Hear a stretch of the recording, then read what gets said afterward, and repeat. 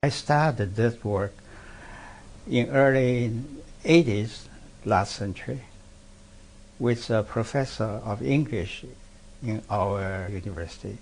We worked together, published the first dictionary of Chinese English dictionary of traditional Chinese medicine. Because at that time, publication in China was very difficult, just after the so-called Cultural Revolution.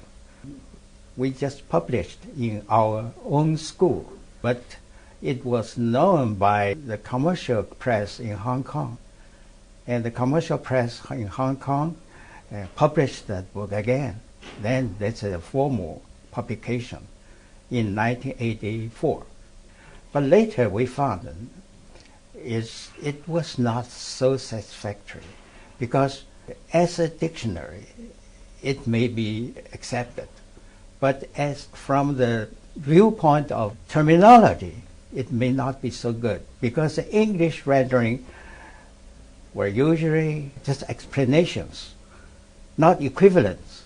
So we made up our mind to collect all the terms used in the world and make comparison, which one is better and which one is not acceptable. And then we published another dictionary that we called Classified Chinese English Dictionary of Chinese Traditional Medicine. And later, we collect more and more books and publications and also dictionaries in this category and make comparison between each term. At that time, we set up some standards, how to select them, because everybody has his own view.